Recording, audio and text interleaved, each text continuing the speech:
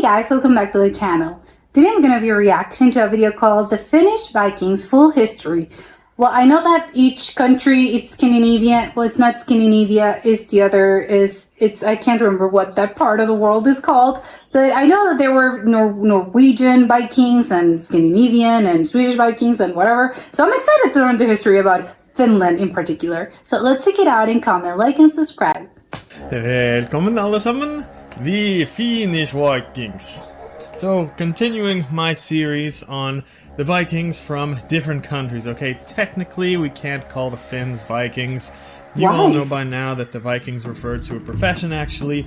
The Vikings were actually just the small percentage of fighting age men living in Scandinavia who went out raiding anytime from about the year 793 to 1066. Sort of a Navy SEAL. Referred to as Vikings if we use the correct term, so we can't really include the Finns in that. But either way, if there is one country outside of Norway, Sweden, and Denmark that was most connected to Viking society, it was the Finns, okay? For many reasons involving trade, relationships, and especially the spirituality, but also some evidence that the Finns did actually take part and join up with their Scandinavian cousins in raiding, and maybe we can actually refer to them as Vikings. So buckle up while I tell you about my favorite group of people from the late Viking Age.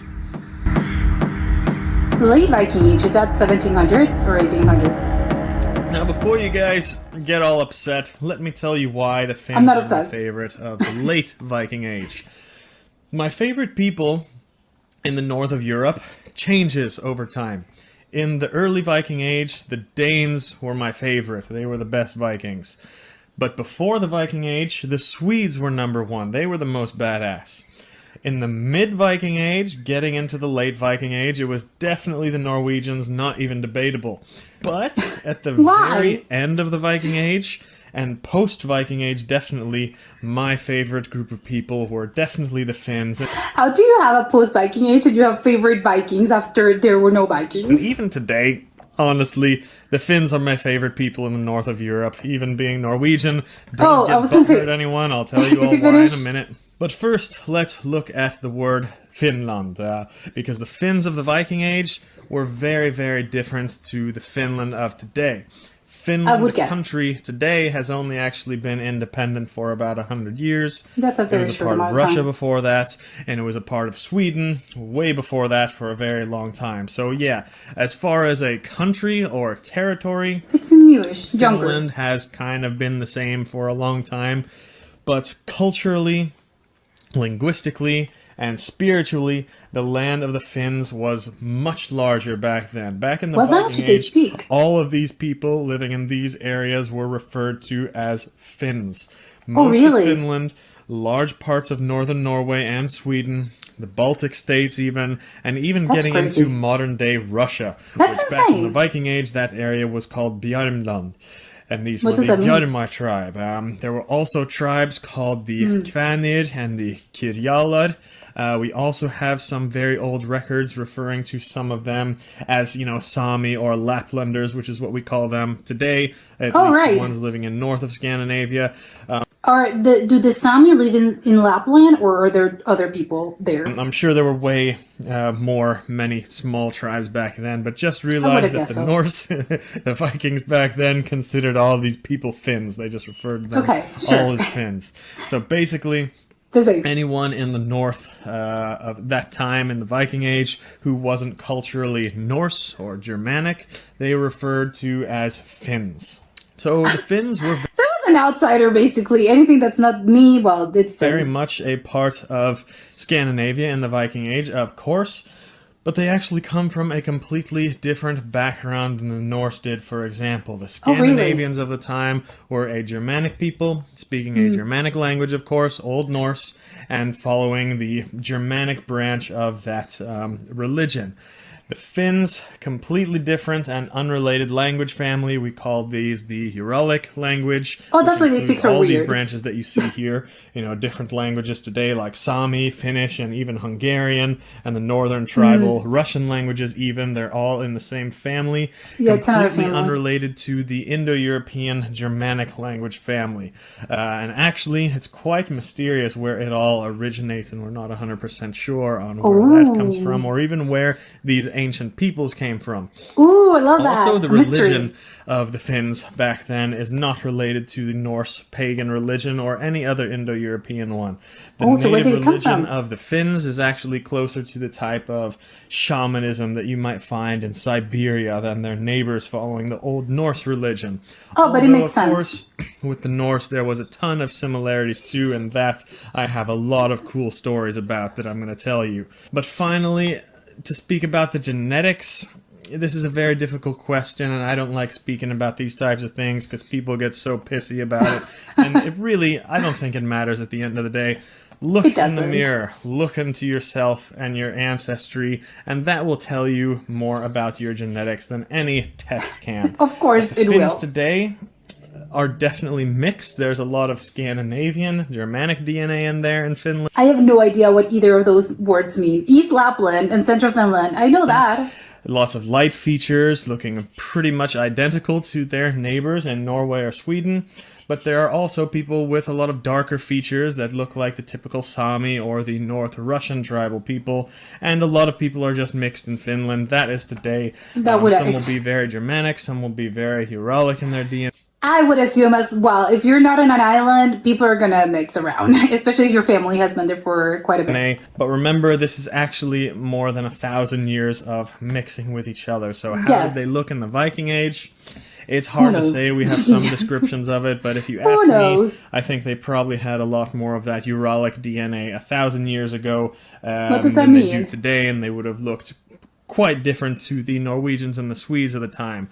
Whereas today, the people of Finland actually look more Swedish than most Swedes do today. But yeah, does that like I mean? said, you guys can look They're up the genetic research not that yourself. light? I'm not going to talk about it, and it's going to get me in trouble anyway. So let's get back to the sources tricky and the thing. Viking Age story. If I could sum up the Finns and the Viking Age with one word, it would be magic. Now, you guys know why the Finns are actually my favorite people in the Viking Age. I do not and know. It's because of that. It's because of their magic, their connection to the nature, their connection to the spiritual Oh. world, and the Norse at the time had very much started to lose this. So I'll get into Oh, the really? sources in a minute from the Viking Age, but let's talk quickly about the Finns before the Viking Age, as I like to call the Germanic tribal era. Really, we call this antiquity or the migration period, whatever. It's about 300 700, years. 800 years before the Viking Age, when all these Germanic tribes in these areas here were all whooping some Roman ass. Now, the best source on the Germanic tribes is Germania, written by the Roman historian Tacitus in the 1st century. And in here, he speaks about many tribes. One of the ones that really stands out is the Feni, and we think that is what the early Finns were called, although the exact location that they lived in was... And in beastly poverty, destitute of arms, of horses, and of homes, their food, the common herbs, their apparel, skins, their bed, the earth, their only hope in their arrows, which were one of iron, they pointed with bones. Oh my god, and in wonderful savageness. Okay, they were the Unclear. wild people. This Roman historian lists them as a tribe among the Germanic peoples, which of course they are not Germanic, as I already spoke about, but Tacitus or any other Roman from the time would not have known the difference because But shelter, no other shelter have they been, even for their babies, against the violence of tempest and ravening beast, than to cover them with the branches of trees twisted together. and they were so far away from where the Romans were, and he could only rely really on second or third hand accounts. But this is what he wrote about the Feni. Basically, that they were beastly savages who ate meats and flesh and wild herb. I'm wondering if that's this. I don't know what did Fenny mean. That was the wilderness. They're the wild people over And there. wore animal skins as clothes and sleeping on the ground, and they were completely happy with that, and they did not need any more, very much like still the hunter-gatherer people. And this has led scholars to point. think that the word fenni might actually come from the Proto-Germanic word fantheon, denoting like wanderers or hunting folk. what it Oh, could hunting mean. folk. So in the 1st century there, remember, the Finns were seemingly quite a bit far behind other Germanic peoples in their evolution, and very far behind the Romans, but you know what? That's why I love them the most, because I don't see it as an evolution at all. I see it as a decaying society when something turns into a large civilization. The Finns were the ones living like beasts with nature, just like the Germanic tribes were maybe doing a few hundred years ago, and the Romans or Greeks Sure. were doing many, many hundreds of years ago. But that is our natural way of human life, and I like that a lot, just in case That's you wanted nice. to know. And also, you will see this in some of the other sources that I go over too. The Finns tend to be always a few hundred years behind in technology and development from the rest of Europe. They were too But far that's what away. makes them so great. Another source from around this time is Ptolemy, who produced his Geographia, and he is lists so old. the Finnoi as living in northern Scandinavia and also in the East Baltic area. So he could be Finland. referring to the Baltic countries or Finland here, of course. The Finns are mentioned also a few hundred years later in Jordanus' work, Getica. He lists 3 types of Finn, one called the Skrenfenai, the Finnaithai, and the Mittimissi-Finni. And those basically mean the Those are- skiing Finns, the ones that ski, the Finns living in Finnveden, This skiing, as in the actual skiing. How old is skiing? which What? is in southern Sweden, and the Mittimissi Finns, meaning the softest Finns. We don't know What are all of those? these 3, who these people were, these tribes, Oh, we don't where know. they come from. I think Scandinavians today know, but I'm not going to say. How about any of you Finnish people? Which ones out of you would you is that a say joke? are the softest ones? Which ones are the best skiers? You can all argue amongst each other. I don't want to get into Okay, that. yeah, sure. Anyway, Yeah. that's about it Yeah. for They have their own stereotypes, so I do not the know. Whatever. antiquity and migration period, the earliest records of the Finns, so you have a good idea. Now let's get on to the Viking Age. Now, Golden Age. where do we start with this? I'm going to go over some of the most famous sources and coolest stories mentioning the Finns, but there are How many years? It was hundreds 300 of years mentions again? of the Yes. Finns. All you have to do is read any Viking saga, and within a few minutes, you will see some mention of the Finns. Now, the relationship was at first quite complicated. Sometimes us Norsemen just raided the Finns. Sorry to say it, guys, but you were the top target for the raids. Well, but also, it they happened. had very positive relationships too. The Finns were the biggest trading partners of the Norse. They had things like animal skins and other very valuable goods to trade. But they were also allies of the Norse Norse. too. They definitely teamed up and fought together sometimes, especially when Christianity came in and the Norse and Finn pagans stood together and fought for their religious beliefs. So The enemy of my, what's the word? The enemy of my enemy is it's my friend. let's get on to the first subject, the raids. Sorry, Finns, the bad news is you were usually the first target for a raid from us Norsemen. I'm guessing they've gotten You over were it. close It was a long by, time your ago. villages were small tribes. You were easy smaller people. targets, coming from a physical standpoint, and you Less had less technology. advanced weapons, armor, battle tactics, and even shorter and smaller people. That's no secret. People. Don't feel bad. All of Europe was shorter and smaller and weaker than the Vikings. But in a way, Sure. the Finns were the most feared raiding target too. Not necessarily because of their battle abilities, but because of their magic. It was an easy raid physically. Magic? But the Finns, if they caught you and they used some magic, you were in deep, deep shit. And in Ynglinga Saga, there was a large series of raids on the Finns by the Swedish king Agne. It's disputed whether the Old Norse concept back then of Finland referred to the present country of Finland, or actually just the Finn people. Could be northern Norway or northern Sweden. It could have been I the was gonna land say of it's the the same Sami. people. We're not sure. But another source is Norna Gestfather, and that tells of the Kvens, which were a Finnish tribe, and they actually were raiding in Sweden in the mid 700s. And in the late 9th century, Swedish King Erik Amundsen was said to have conquered all of Finland after his raids with several other eastern countries. And this is regarded as a bit of an unreliable source. Guys, you can't conquer all of Finland. This is not possible, especially back then, because so many tribes were way too remote and way too strong, just like the Germanic tribes were against Rome a few hundred years before. It's impossible. And this is really how Finland has remained badasses for more than 2,000 years now, really. Just with kind of remote tribes? and tribal and hard to get to. You can conquer maybe certain towns and certain regions, not but everything. you can't conquer the whole country. I like it. It's so inhabitable that people just can't conquer you. So great, good. That's the good news. Story is a raid of a temple of the Bjarmians that the Norwegian king Olav the Saint conducted. And in that description, it mentions that the god of the temple was called Jomali, and that the Bjarmians had their valuables and mixed it with earth in the burial mounds. And it's one of the few records of temples we actually have in the Norse sources. King there's no Olav temple anymore? Successfully completed the raid, but the local inhabitants attacked them with bows and arrows. Olav and his crew fled, but the Finns actually used magic to whip up a storm and almost sunk King Olav's ship. Wow. And we have quite a few similar tales to this of Finns just log was on their side. They didn't actually summon anything. Using magic to fight off a raid. A couple more sources on the raids that are interesting. We have a couple of runestones in Sweden.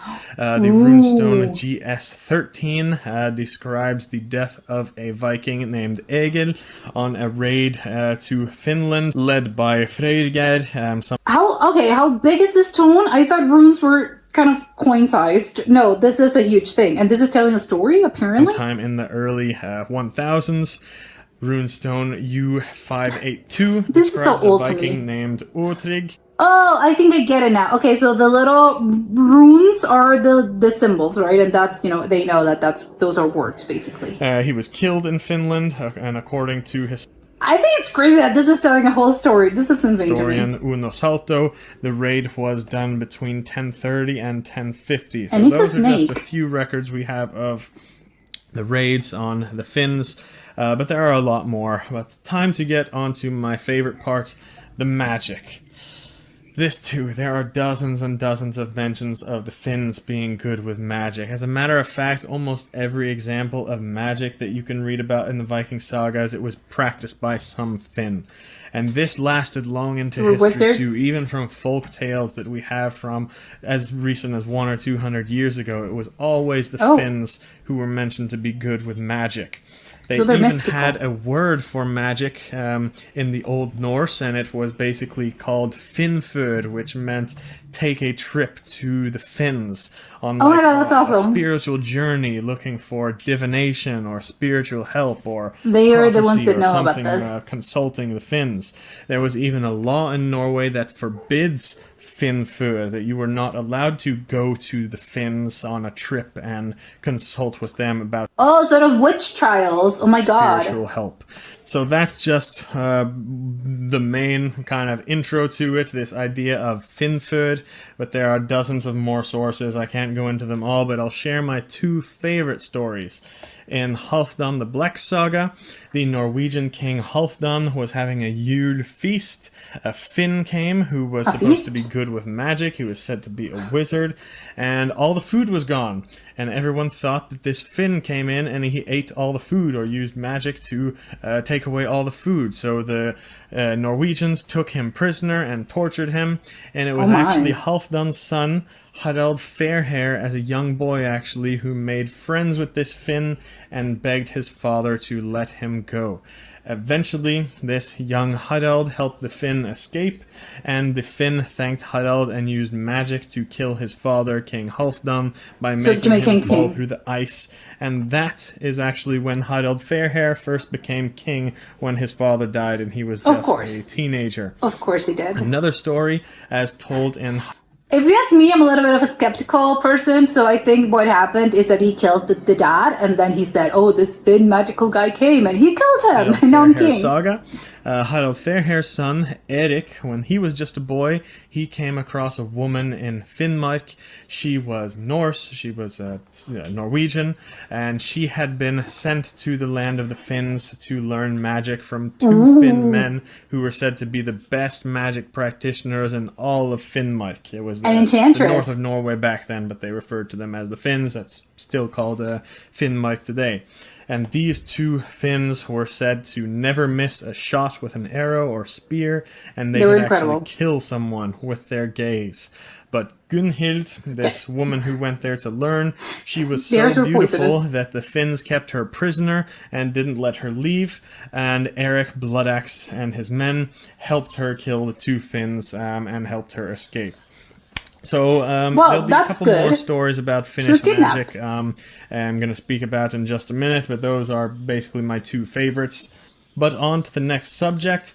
We can't speak about Finland without speaking about women and marriage. Finn women, or Finnkona, as they were called, were very, very attractive for marriages for the Norse. Many Viking kings took Finnish wives because they were the most beautiful, and also they were good with magic. We have many stories of this. It's good to have an enchantress or a witch on your side. Say, you don't want to get hexed. I can sympathize. I've got a thing for Finnish girls. My girlfriend's gonna be pissed. I know, blah blah blah blah blah. I say hopefully that your in girlfriend's every Finnish. video. No, I don't. I only said that in the last video that I kind of have a thing for Dutch girls too, but I've only said that twice because there's only two countries in the world where I have a thing for the girls there, and it's Dutch girls and it's Finnish girls. Why? Well, they are the only hot ones in the world that can actually take a joke and have a sense of humor. There are beautiful girls all throughout the world, okay? And there are girls who can take a joke throughout the world, especially in Scandinavia. Plenty of beautiful girls, but they are pretty boring, okay? And they definitely can't take a joke. They get offended at every little thing. Finnish and Dutch girls, not only will they laugh at my offensive jokes, but they'll come back to me and say something even more offensive with that dark humor, and that's wife material, okay? And I think... No comment. The Vikings, 1,000 years ago, kind of saw this too, and they had this same attraction, and they were bored of the Norse women at home. So, one great story coming from a couple hundred years before the Viking Age, as told in Ynglinga Saga. Swedish King Agni and his men went on a series of raids in Finland. The Finns had had enough of it, and a great Finnish chieftain named Frosti gathered all the Finns together to stand up against the Swedes. The Swedes won the battle and killed the chieftain Frosti. And the King Agni took Frosti's daughter, named Skjalv, to be his wife because she was the most beautiful woman in the north. They always are. She said, okay, but only if you hold a great funeral feast for my father. So Agni did that. He held a feast for the killed Finnish chieftain, but then his daughter, Skjalv, sneakily strangled Agni to death with a necklace during the night.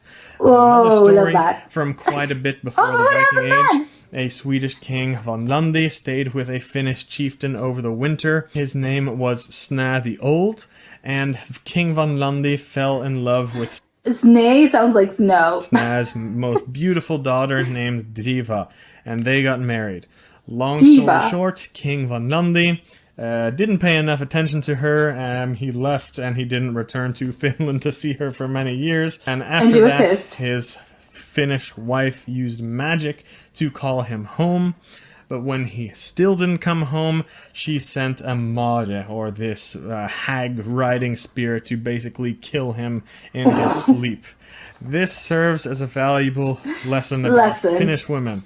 If you find the right one, they are the most beautiful, fun, friendly, and loyal long-term partners if you stay on their good side. Like, hey, a lot of you guys have messaged asking, what kind of girls do I like? What's your girlfriend like? Is she into magic? You know, if I'm that into magic, does my girl have to be a vulva or a magic practitioner? Hell no. I cheat, okay? I cheat. See, if you piss off a regular girl, nothing happens. She ain't got no hands. Maybe she will get her friend to send you a couple mean messages, no big deal. But if you piss off a girl who knows magic, she can do some very unpleasant things. And I have learned a lesson, especially with Finnish girls, even if they're not that spiritual or into magic, they have some energy about them. And I pretty much have cheated on all of them that I've been with. They have made some way to make me pay. So that's just a warning for any no comment again. And that, don't mess with Finnish women. Another story, my favorite one, involving Harald Fairhair. He had many, many wives and about 30 children. Something too, just in case you didn't know. But his favorite wife was a Finn. So they had a harem, apparently? That was the religion? Called Snæfríður. Snæfríður Svavarsdóttir. And King Harald was at a Yule feast one day held by the Finnish chieftain named Svasi, and he introduced him to his daughter Snæfríður. The king had come over with lust, as the story said, and wanted to bed Snæfríður, but her father, Svasi, would not allow his daughter to just become a concubine for the king, so he said, you have to marry her. And Harald agreed to take probably his 12th wife, so he could just bang her pretty much. He agreed to marry her. But it ended up with Harald loving this woman more than any other. So Harald spent all of his time with this Finnish woman, Snæfríður, and he actually neglected his kingdom. And during the 3-year-long marriage, she gave birth to 4 of his children, which was pretty famous, Halfdan here. But one day, Snæfríður... 3 kids in 4 years. No, 4 kids in 3 years. That's not healthy. He suddenly died. That's crazy. Harald basically got mad with grief and sadness, and he basically kept her body for many months, I think even many years, because the body never turned into a corpse and rotted for a long time because... Well, it's the same story as the other... Well, there have been many monarchs who have done this. You know, kept their hearts, kept their bodies because they were mad with grief, and they kept the bodies of their spouse. She was so magical.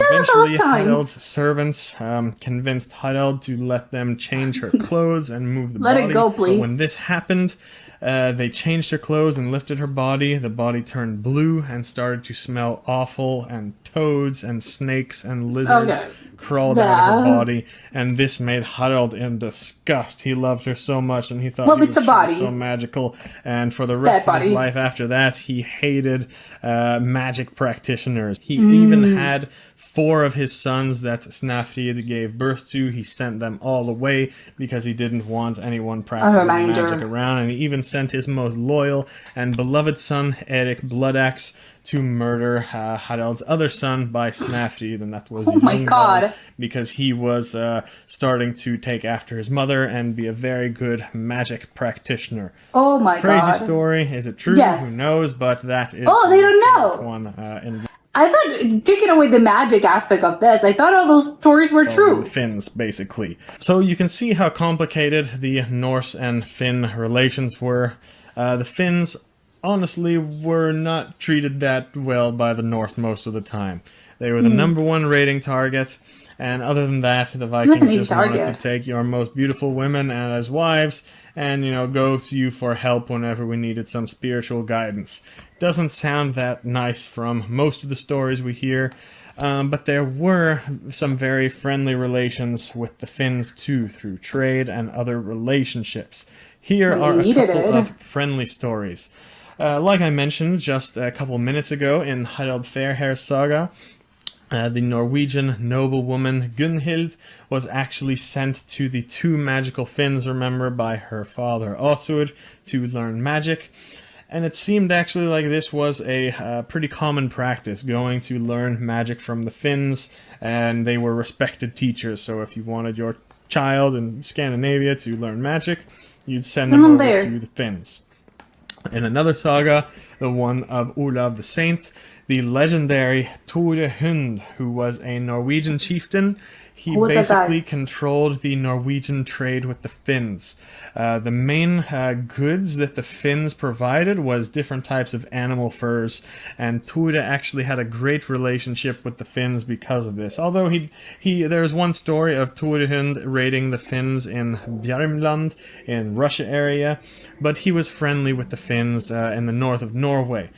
Even so much that they made him and his men some magical reindeer hides that protected them from any sharp weapon in battle, so they could not even be killed. This is one of the I wouldn't put that to the test. main reason that the pagans won at the Battle of Stiklestad against Olav the Saint, by the way. May I also remind you that I carry both Finnish and Norwegian reindeer furs in my shop, if you like those. We have another famous story in the saga of Olav Tryggvason. The horrible King Olav was torturing people who didn't want to convert to Christianity. Eivind, Norse chieftain, was being killed by a bowl of burning embers basically put on his stomach because he refused to convert to Christianity. And in his last dying breath, he said, "I cannot receive baptism because I am spirit quickened in a man's body by the wizardry of the Finns, for my father and mother had no child before that was done." I'm confused. What does that mean? English translation. What does that exactly mean? I don't know. I'd have to see the original old. I thought I was tripping. What does that mean? I don't think I'm that clear on this. What? Let me go back. I am a spirit. Okay, so I'm not alive, basically. And before that, my mother and father had no child before that was done. It's some weird thing. Probably I'm just a spirit. At least the English translation. What does that exactly mean? I don't know. I'd have to see I'm not the corporeal original body. Norse one for that, but it's basically implying that the Finns had a good relationship with Eivind's parents, enough to help them bear a son who would be spiritually protected for life. We even had one source in Gesta Danorum that mentions the Finnish king Matul and the Bjarms, and they actually supported the Swedes against the Danish king Ragnar in a battle. Gesta Danorum is not the most reliable source, but the Suomen Kronika dates the event to 818, so it definitely could have happened, the Finns teaming up with the Swedes to fight off Denmark for a certain period of time. And I'm sure there was a lot more than this, what we find recorded in the sagas. The Finns teaming up with the Norse, especially as Christianity came in, but all good things come to an end. Scandinavia stopped being pagan and they became Christians in the late Viking Age, and that is where I will end the video for here. So I'll leave it at that, guys, because technically the Viking Age ends in the year 1066, but this is only just the start of the history of the real Finland, okay? After the rest of Scandinavia became Christian around that time, the Viking Age technically ended, and Finland after that received an onslaught of raids and crusades, not just from Scandinavia and the Christian, Norwegian, and Swedish kings, but also from Eastern European kingdoms too. They were all trying to Christianize and take over Finland at the same time, and it took them more than 200 years to do so. The Finns fought off every attack and upheld their pagan religion like absolute legends. Even though, now, at that point, the whole of Europe had become Christian, and the Finns were the last standing pagans. Well, but they tried. Europe and every other European rule was trying to force their ways on Finland. Some say the Finns were never truly Christianized, but that is a long and very great story from another day. So let me know if you guys like this video, and I'll continue that history because there's a lot more of it in the next couple hundred years after the Viking Age ended about the Finns. But that's all for today. Vi ses nästa gång. Well, this was an epic story. I have a lot of questions. Probably, I have more questions actually than probably can answer. But I was thinking, there's just so many things. First of all, obviously, again, that Finland is just a very interesting country, a very interesting region. I think it's really funny how they were mentioning. Well, he was mentioning how Finland in around that time period. I'm a little confused though to begin with by the Viking situation. You can't call them Vikings, but they were because Viking was something that people did or some sort. It wasn't just as a people that were there, right? So I guess that's why it was just a profession. I guess if I understood this correctly, it was more. I don't know. They were. I don't know. They were hitmen. Probably not hitmen. I'm no, more like military men. So it's sort of as in you would go and you would say, yeah, they're a Navy SEAL or they're a Royal Army or whatever, just another type of army guy, but obviously army person, but in another country. So this is, I think that's the thing, right? Vikings was just something that people did, but it's not necessarily, it's not, and it came with a culture, as in military culture, of course, it still exists. Although, obviously, again, you can have people of different nationalities, but still, sort of culturally, it's sort of there are some things that remain. So I would assume it's similar to this. Although, yes, the Vikings were not just people that were, it's culturally they were a group of people. Yeah, well, they were a group of people, but it wasn't as if they were in one specific place.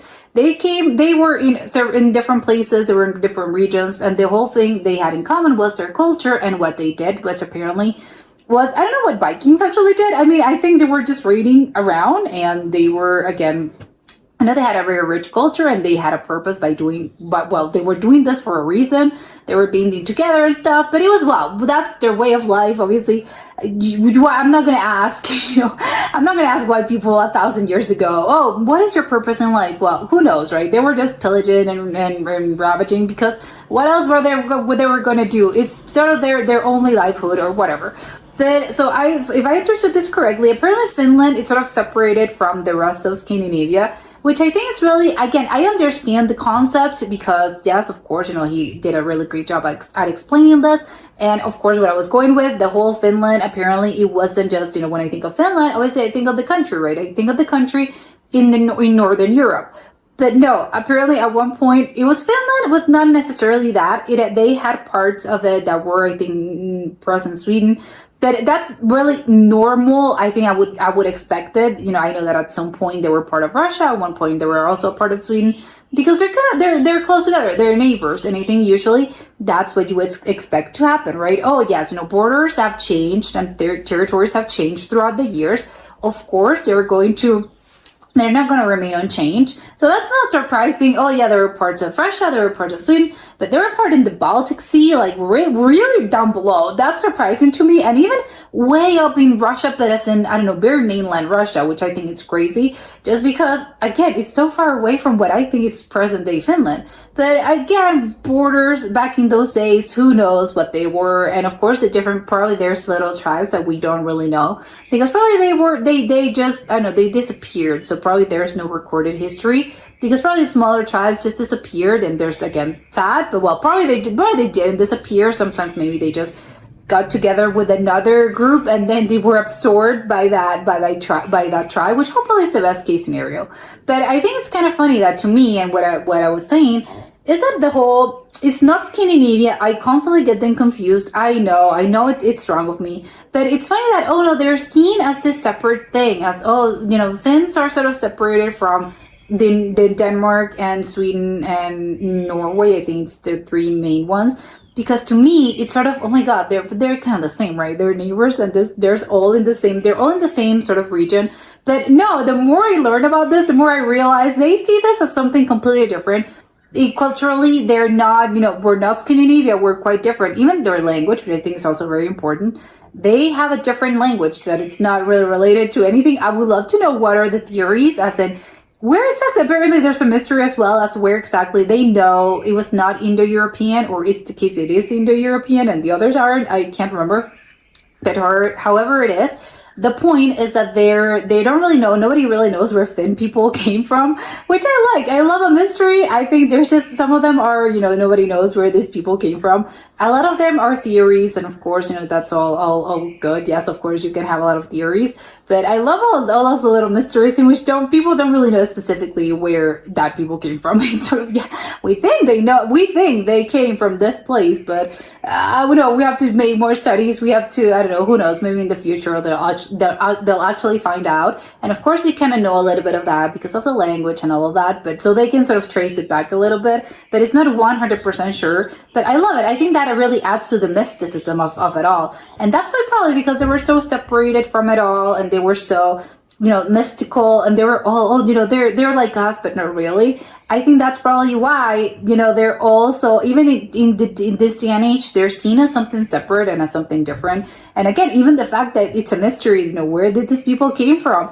Nobody knows. And I think that adds a little bit to the whole, they're magical people, and they knew how to practice magic, and they were wizards, and they were all of that. Because if they're so separated, I think, from everything and from the rest, well, yeah, of course it's going to be such a mystery thing. And especially, I think, around that time period, you don't really, again, it's as if they say, back in ancient times, or women know ancient times, but 300 years ago, 250 years ago, there were more ghost stories and legends because there was no power, there was no light. People were just lighting things with, I don't know, with gas. I don't know what they were lighting things with. But now, of course, when the electrical power sort of became more of a widespread thing, ghosts started to disappear a little bit, and ghost stories started to disappear a little bit because, yes, we have light now. So a lot of those stuff were things that, again, you can't really explain it. And of course, as technology advances, there are more, there's less explained phenomena in a way. So I wonder, obviously, it's a little bit of that. So it's nice of you to obviously, you have this sort of mystical thing. And I like that. Of course, you have to remain a little, there's a whimsiness that I think it's nice that it remains. Although a part of me wants to go on all those great stories that he was mentioning. I can maybe guess, they obviously had some basis in reality, and I can see sort of the reality of this as in, yes, the king sort of, the king didn't want the daughter taken by, the rival tribe. And then, he promised to do something. He was like, oh yeah, whatever. But then he fell in love, and then, the wife died, and he was heartbroken. And then he was, I hate people that practice magic when she died because he was so completely heartbroken. Well, yeah, sure, but it wasn't as if the corpse, and he kept the corpse. Yeah, but the corpse didn't. It started to produce, he turned blue, and the corpse did this. Yes, of course, those things are probably, they were embellished, throughout history. But I think the basis has, again, all of those stories, even the magical ones, they had a basis, and you can sort of assume what happened, taking away the magic of it all. Of course, again, it's nice that a whimsiness remains. I think it's really nice. But I think also, again, if you're a little bit more of a, let's think about things without, more serious way, of course you can also do that. And again, it's very interesting. I think he was mentioning, who knows if it happened. So I thought, oh my God, I thought the stories were all true. But apparently there's a little bit of, we don't really know if this actually happened, because it was all legend. And I think probably it's because it's all recorded and written history. So we only have written history to go, and we don't really have the actual sort of evidence, which of course is crazy, right? This happened 1,000 years ago. There's not going to be any evidence besides you kind of take my word for it. I kind of believe it. I think, yeah, of course I believe it. Again, not a lot of the magical things, but I think a lot of these things have basis on reality. And do I believe there was this king that did this, and or a chieftain that did this and that? Of course I believe it, because they're believable stories. But again, the magical ones, well, I'm a little bit less unsure. Although I do have to say the story again, the story about the guy keeping the wife body for a long time, kind of crazy. This is, again, I can think of at least 3 or 4 times this has happened throughout history. And again, I'm not super aware of this, but again, I can think of like 4 times in which this had happened with monarchs. So it's sort of, okay, so people back in those days, they had the tendency to just, I'm gonna keep the body because, again, I don't know what they were expecting. Again, they were sort of heartbroken, or maybe, again, they were I don't know, the servants and the butlers, but not the butlers, that the plebs or whatever, they were, I don't know, for some reason they were, oh my god, we hate this monarch, so we're going to invent this story. We're going to create this story about this guy keeping, or this woman keeping the heart, or keeping the body of the deceased, spouse to, I don't know for what purpose. But it's kind of funny that, oh my god, this is like the fourth time this has happened, which I think it's a lot, because who knows, I don't think that's quite normal. It wasn't normal back then, it's less normal now, but I think it's kind of weird that it has happened, a few times throughout history. But yes, this was lovely, this was incredibly interesting, but that was it for today, and I'll see you next time. Bye!